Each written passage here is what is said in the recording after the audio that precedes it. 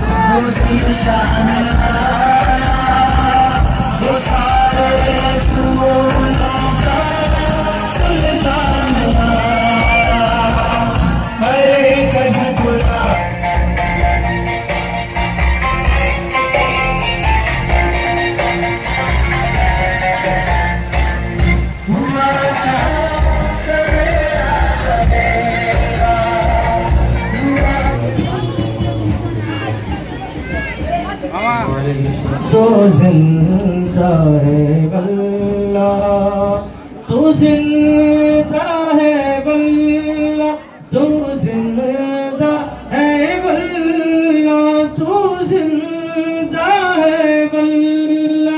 तेरे चश्मे आलम से छुप जाने वाले, मेरे चश्मे सब पाने वाले, रज़ा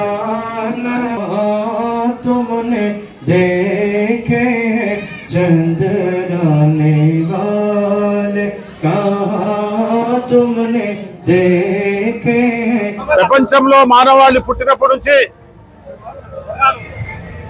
భగవంతుడు ఎంతో మందిని ప్రవక్తలను పుట్టించాడు. దాంట్లో ఆఖరి ప్రవక్త ముహమ్మద్ రసూలుల్లాహ్ సల్లల్లాహు అలైహి వసల్లం గారి జన్మదినం సందర్భంగా ప్రపంచవ్యాప్తంగా ఆయన జన్మదిన వేడుకలు జరుపుకునే పరిస్థితి. ఎందుకంటే మనుషులు ఏ విధంగా బతకాలి, ఏ విధంగా నడుచుకోవాలి, ఎవరికి సంబంధాలు ఎట్లా పెట్టుకోవాలి, పెద్ద చిన్న తారతమ్యం ఎట్లా ఏ మాదిరిగా ఉండాలి, ప్రజలు ఏ విధంగా జీవనోపాధి చేయాలి అనే ప్రతి అంశంలో ఖురాను రచించి ఖురాను దేవుడు పుట్టించినప్పటికీ, ఖురాన్ అవతరించినప్పటికీ మొహమ్మద్ రసూలుల్లాహ్ సల్లల్లాహు అలైహి వసల్లం గారు వాళ్ళ సహాబీలు అందరూ ఏ విధంగా ఆచరించారో అదే విధంగా ఆచరించాలని ప్రపంచ దేశాలన్నీ ఖురాన్ మీద నడుస్తూ ఉన్నాయి. దాంట్లో భాగంగానే ఈరోజు పొద్దుటూరు పట్టణం, కడప జిల్లా, ఆంధ్రప్రదేశ్, ఈరోజు మనం అంతా ఈ జన్మదిన వేడుకలు జరుపుకుంటున్నాము. దాంట్లో భాగంగానే అందరూ పండుగ వాతావరణంలో ఈరోజు ఉన్నారు.